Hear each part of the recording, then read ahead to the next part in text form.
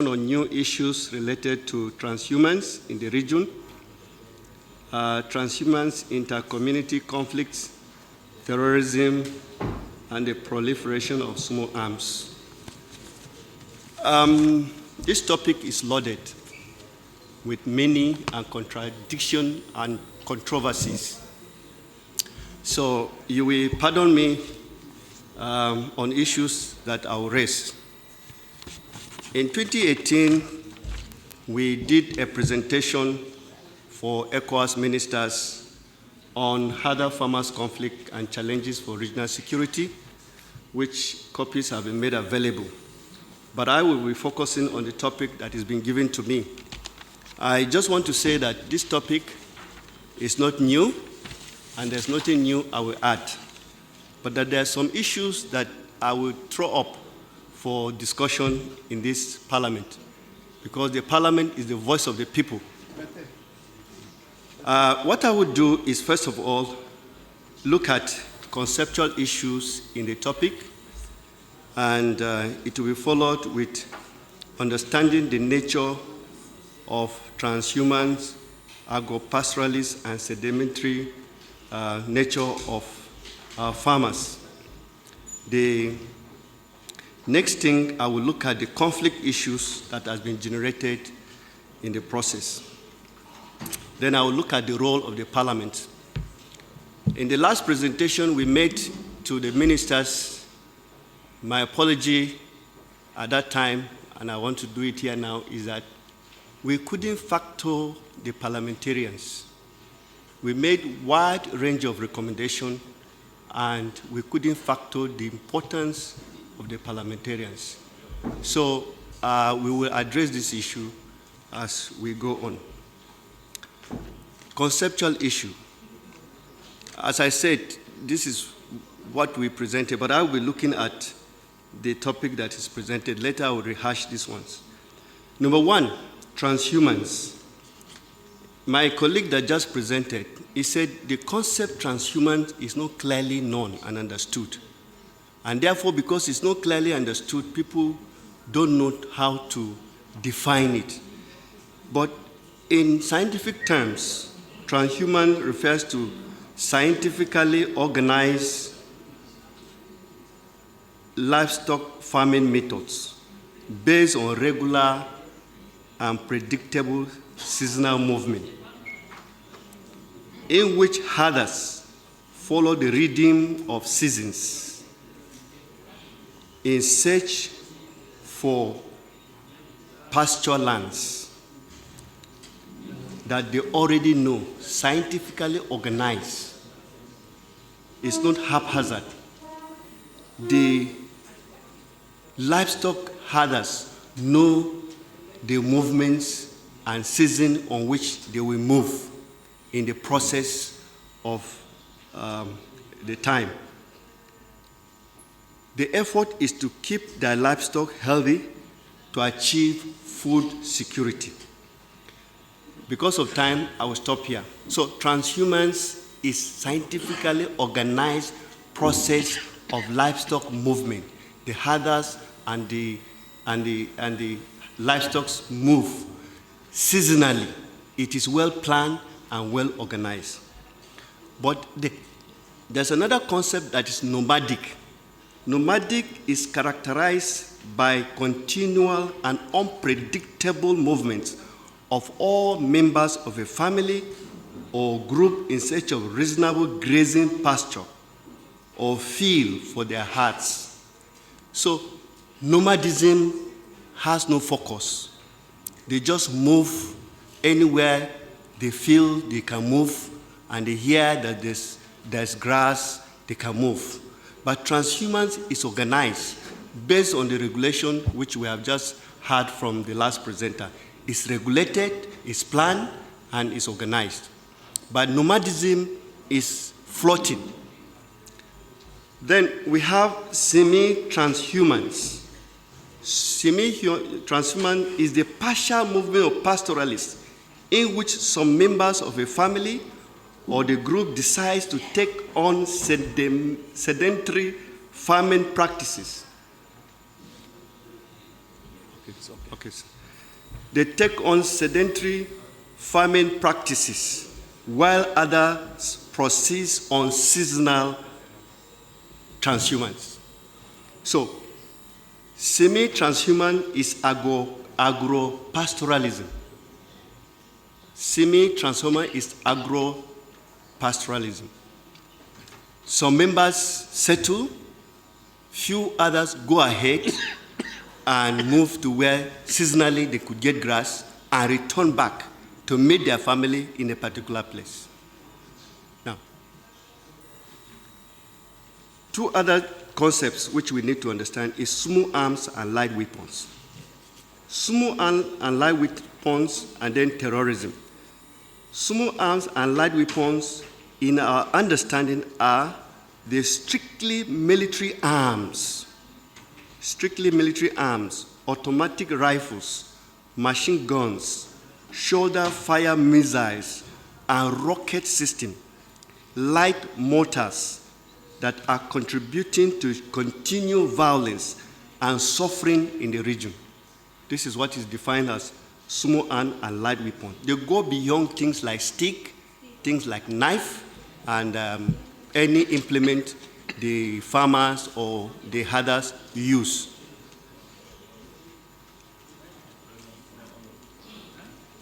We separate this from firearms such as hunting rifles and pistols,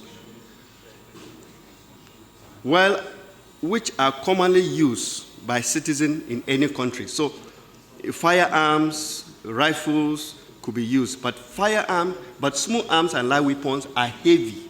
They have some implications when you use them.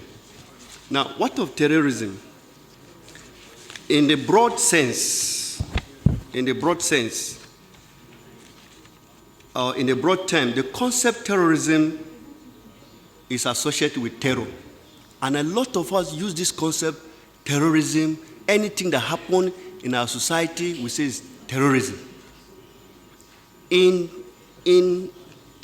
political science, the concept terrorism is defined. Before you say a crisis is a terrorist act, you need to define it. So, terrorism is the act of threatening somebody with fear. It is the use of intentional violence, generally against civilians, for political purpose. Mark you, for political purpose. Terrorism is act of threatening somebody with fear for political purpose. Either in peacetime or during crisis, the concept is used against non-combatants and also against combatants, but especially targeting civilians. But it has to have political implication. When the concept was used in the 18th century during French Revolution, it had political intention to overthrow the imperialist regime of the monarchy at that time. Armed robber can terrorize somebody. Armed robbers use terror, but they are not terrorists. So you need to understand this concept when you are using them. So the Secretary General of the UN said in his report in 2004 that terrorism is any act intended to cause death or serious bodily harm to civilians or non-combatants with the purpose of intimidating a population or compelling a government or an international organization to do or abstain from doing any act. That is political implication. It's very important. So in the light of this definition, is the pastoral farmer conflict a terrorism act or an economic crisis? That is the thing we should ask ourselves. The introduction of structural adjustment in the 80s coincided with drought or desertification that trigger off conflict in the sub-region. between Sahel and West Africa. We need to put this in context. So even those farmer fathers' crisis may not be rated as terrorism, act of terrorism. It is inherently terroristic, which terrorists like Boko Haram, Mujahideen, Al-Qaeda feed and strive on. Therefore, though it may not be a terrorist act in appearance, it seems so. Agro-pastoralists like farming has been a common practice in Sahel and West Africa for a long period of time along the period of trans-Saharan trade. It involves movement of herders across the region seasonally to the coastal areas, and they return back during rainy and dry season. This has made the livestock farming to be one of the most integrated economic activities as at that time. So what brought about this issue of contradiction to see it as a terrorist act? We could trace it to imperialism. Professor Peter Eke talks about emergent social structures, which are both natural and man-made. Emergent social structures, by this we mean structures that emerge out of colonialism, structures that were not used to us as indigenous Africans. But colonialism came with their own migrated structure: education, military, police, their migrated structure. But in the process of colonialism and post-colonial society, certain social structures emerge on their own that are disembodied from colonialism and indigenous African society. They stand on their own. For example, corruption. If you steal money from government and take it to your tribal society, you'll be protected. Because government money has no indigenous attachment. But if you take money from indigenous collection, a tribal collection, you'll be roasted and be burned to ashes. So why corruption strives is because we don't see it as our own social structure. It emerged in that process. So this is an example I'm trying to use. In that process of time, this emergent social structure lacked integral coherency as found in African indigenous society. Therefore, a new conflict is likely to emerge, defined either as terrorism or economic factors. So, what are these conflicts? I don't want to delay our time. Our last presenter has mentioned some of them. Just to re-emphasize the point that, yes, we talk about desertification. Why is it that Trans-Sahara has existed since the 9th century, which means there have been differences between communities, and yet they got along with it, and the trade went along with it. Why is it a problem now with desertification? So desertification leading to deterioration of natural pasture land and increase in bush burning, either by farmers or by the herders who want new vegetation to crop up. Then conflict emerges as a result of destruction of vegetation by either the farmers or the herders. There's also pressure from farmers who would like to utilize the available green vegetation for their farming. There's also new structures and construction like dams, roads, buildings, and other measures that block the transhumance movement. So when these structures emerge and block the transhuman movement, it becomes difficult for pastoralists to move. Then you have emergencies of disease, such as fly and all that. Then lastly, you have security challenge, lack of secure land tenure for the pastoralist. In such circumstances, mobility for herder is an obvious solution because desert is encroaching, they have to move. And in moving, they face the challenge with the farmers. So we have transhumans, we have semi-transhumans, we have nomadics encircled by farmers who now monopolize the lands. So they want to break out and have access to water, to natural resources. They can't have it.